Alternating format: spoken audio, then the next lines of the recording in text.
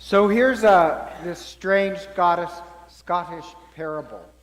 And they have this parable that there was this mouse one day that was running across the field, and lo and behold, he comes across the most beautiful mouse you've ever seen. She was incredibly fluffy and beady black eyes, and he fell in love with her immediately. And so he was dating this mouse, and the problem is he kept worrying that she didn't really love him. So he'd always ask, "Do you really love me?" And she would say, "I fell in love with you the moment I met you. I love you now. I will love you always." But he just really couldn't believe it. And he was really worried about it.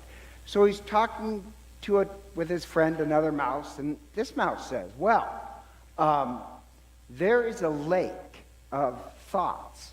And if you go to the lake of thoughts and drink from the water, you will hear the thoughts of the people around you. So this mouse asks his girlfriend if she wants to go on a hike. And he takes her to the lake of thoughts, and he drinks the water. And then he hears her thoughts, and she says, "I've loved you for the moment I saw you. I love you now. I will love you forever."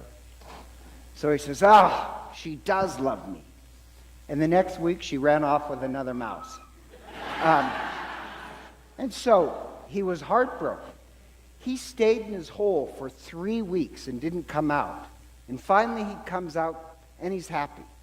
And his friend comes to him and says, well, what went wrong? Is the lake of thoughts broke? And he said, no, it works. He says, what I learned is that she only thought she loved me. She really didn't.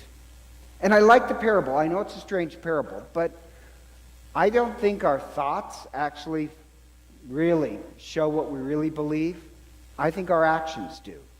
And like the parable in the gospel, a lot of people like to think that they love God, but their actions don't show it. Did I lose you guys on the mousy thing? No, I think your actions speak louder than your words. And so Jesus gives this very obvious parable, but shockingly, he gives it to the chief priests and the scribes, the head of religion. And he says, you know the parable. There's one son who, take that one first, who says, when the father asks him to work in the vineyard, he says, "Yes, sir." Except he never sets foot in the vineyard. Never does a lick of work. He's really good at saying things, not good at working. And Jesus, by the way, his harshest criticism are for those people who say yes to religion, yes to God, but you never really do any actions. Jesus actually dislikes that the most. And I told you last week, if you remember, in the Gospel of Matthew, Jesus always thinks actions are more important than words. And the thing about this is, at least for Americans, I don't know why Americans don't believe this. American thinks what you scream and shout shows what you believe. And there's this old saying, show me who you are and I promise to believe you. I don't think a lot of people work by that. And I'll give you an example. Like this one guy, his boss was horrible. Except his boss always liked to proclaim that he wasn't, quote unquote, Orthodox Catholic. That he was very religious. Except he saw his boss openly mock women who worked for him for being overweight. That's pretty disgusting if you're the boss. He caught him lying. And this other guy, he was really a good worker. So he thought because he was super competent and a good worker, he'd be safe. And of course, obviously his boss was a narcissist. And eventually the guy ends up losing his job. And he's shocked, and he mentions it to me. And I said, how could you be surprised at that? He showed you who he was. He lies, he mocks women, for their weight. You can't get more disgusting than that. It doesn't matter how competent you were. He showed you by his actions who he was, and you didn't want to believe it. And that's what I mean when I say, Americans, they think if you long as you scream and shout that you're Orthodox or love Jesus, that's enough. Christ in the Gospel of Matthew, at least, he judges by our actions. What weighs more? What your words say or what you do? In the Gospel of Matthew, it's going to be what you do. The other son, we all know kids like this, said, "No, I will not." Actually, that would be me. Because I was, as a kid, my dad accused me of being a contrarian, that I'd always say no to anything. And say, "Why do you have to be so difficult?" I don't know. I'm just good at it. But he says no, but the Father waits, and he ends up actually working the vineyard. And we all know people like this, who want to either say no to God or religion, and yet look at their lives. They actually do the will of God.